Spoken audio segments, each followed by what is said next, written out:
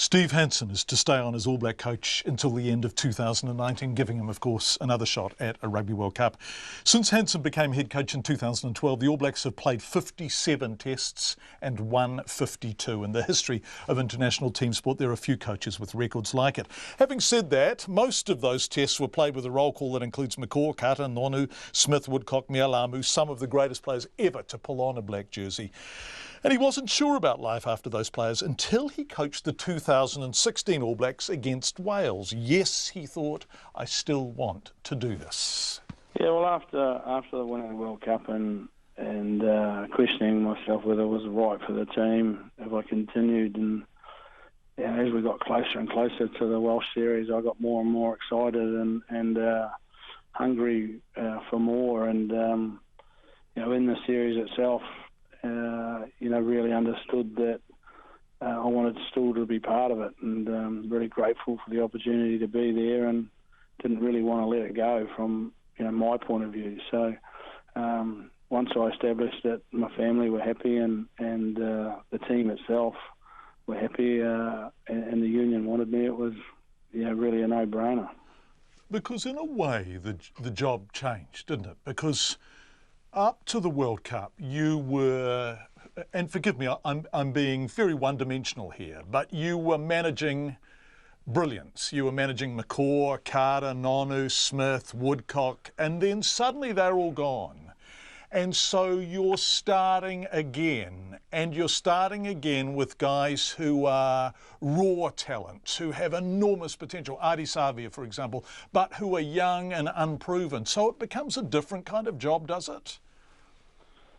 Yeah, it does, and that's why we've said we're re-establishing ourselves. We're not starting afresh though, and the whole management group can take a bow in the way we've gone about the planning and the readiness for when that group of people you've just mentioned, 818 test caps I think it was, have moved on. And Rito is now our most capped player at about, I think he's in the 80s, but he wasn't coming in fresh as captain. He had already had 9 test matches. So the young raw talent had something to wrap itself around when it came in, and it's going to be a really interesting year and a challenge for us to continue to strive for greatness, and what we get out of it will be what we put into it for the year. And greatness matters every game, doesn't it? I mean, if you, for example, you're playing a dead rubber against Australia, that odd Bledisloe Cup fixture that kind of stands out on its own, how do you tell your players, this matters, we have to be great in this game too? How do you constantly reinforce that? Well, I think it's understanding our identity, which therefore moulds into our legacy, and our legacy is about honouring the jersey every time we play it and pull it on, and every time we train to put it on. So there's no such thing as a dead rubber. It's an important occasion to play a test match for the All Blacks, and therefore you've got to honour it and do it right, and therefore you've got to try and be better than you were the last time you did it.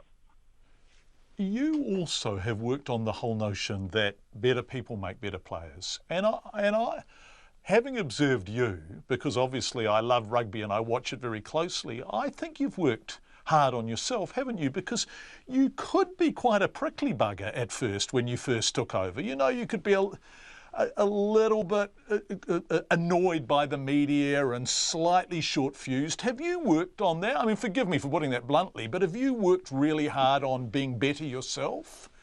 Well, I think you're right. I can be a little prickly and still can be, but given the right circumstances. But Brian Lahore was the first person to talk about better people making better rugby players, and we as a group understood what he meant and have strived to do that. And if you want other people to do it and you're the leader, then you've got to do it yourself. So every day I'm trying to be better than I was the day before, and I don't think I've stopped learning as a coach, and that's a good thing, because I must improve if I want others to improve, and I'm looking forward to doing that. Yeah, how do you do that? What is it you do? What are the things you're working on to become a better coach? I mean, you know, when you've coached 57 games and you've won 52 of them, and of the 5 games you didn't win, 2 were draws. I mean, that's an unprecedented record. So how do you improve on that? Well, the first thing is you acknowledge to yourself that you need to. And then the second thing is it's a choice. You know, if you want to be better, you can be, because you know you can go out and continue to learn and strive to be better. And learning something that comes firstly within yourself, and then being open and flexible enough in your thinking to hear other people and hear their views. And no one is the finished article, and you know that's what stops you. If you think you've arrived, then all of a sudden you're going to run into the back of the bus and go no further. But this group of people, myself included, we don't believe we've arrived where we want to get to. We've still got things we want to do, and to do that we have to be better. Obviously, the 2019 World Cup is because you know no team has ever won 2 in a row. So obviously, it goes without saying that 3 in a row would be quite extraordinary. Can I just before we go, and it's been lovely talking to you, can I just ask you about what must be one of the most wonderful moments in your job, and that is telling a youngster that he's in? Is that magic every single time? Well, the ironic thing is, yes, it is. But the ironic thing is, I don't do that. Either Darren Shand or Gilbert Anoka, our 2 managers, they get to make that phone call. My phone call is to tell somebody who's missed out. But it is a special moment when you see all the players arrive at the hotel for the first time, and even the older guys coming back in and seeing the look on their face when they're getting their gear, and at the first team meeting when we're talking about, you know, what our expectations are, and it is special. It's a special environment to be in, and it's a real privilege to be given another opportunity to continue to do that. So looking forward to it.